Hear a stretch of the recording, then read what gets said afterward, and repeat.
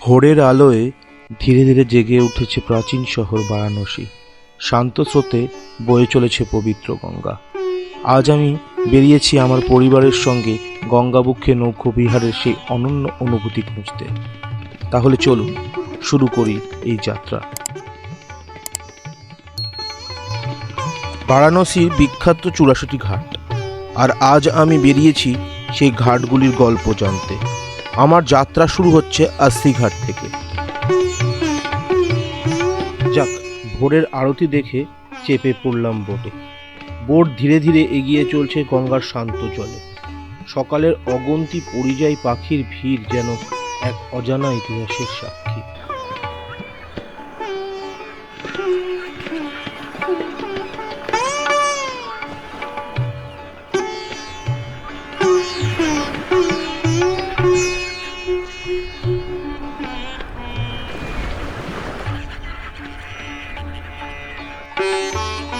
এই শহরের প্রতিটি ঘাটে আছে কিছু নিজস্ব ইতিহাস।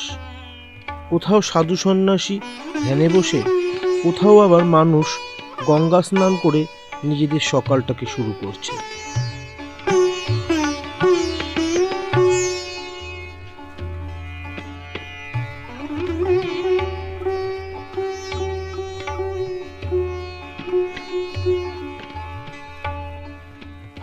একে একে দশাশ্বমেধ ঘাট, ললিতা ঘাট পেরিয়ে দেখা মিলল মণিকর্ণিকা ঘাটের।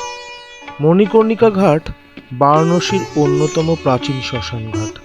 কথায় আছে এই ঘাটে শেষ যাত্রায় নাকি মুক্তি লাভ ঘটে। এইভাবেই ভাবতে ভাবতে এগিয়ে গেলাম এক প্রান্তের শেষ ঘাট নমঘাটের দিকে। এই ৮৪টি ঘাট শুধু পাথরের সিঁড়ি নয়, এইগুলো বারাণসীর আত্মা, ইতিহাস আর মানুষের বিশ্বাসের প্রতীক।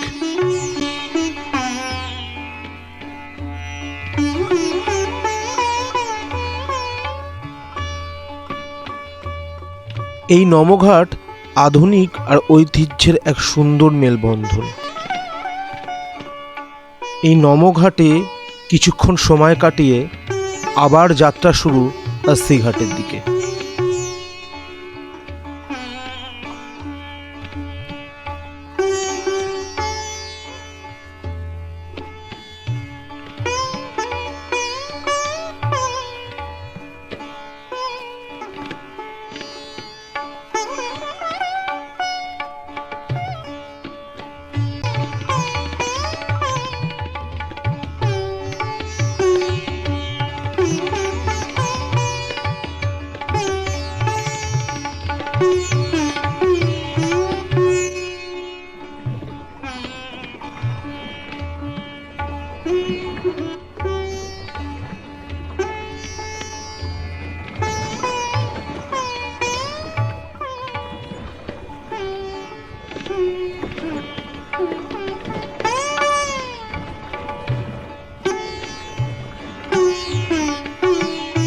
এই নৌকোবিহারের যাত্রা শুধুমাত্র একটি ভ্রমণ নয়, এটা বেনারসের ইতিহাস, সংস্কৃতি আর জীবনের অনুভূতিকে কাছ থেকে দেখা এক অভিজ্ঞতা।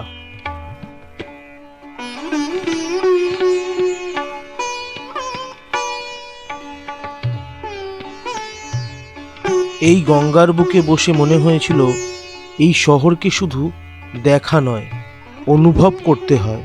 আর এই অনুভূতির খোঁজেই চলতে থাকা আমার এই যাত্রা।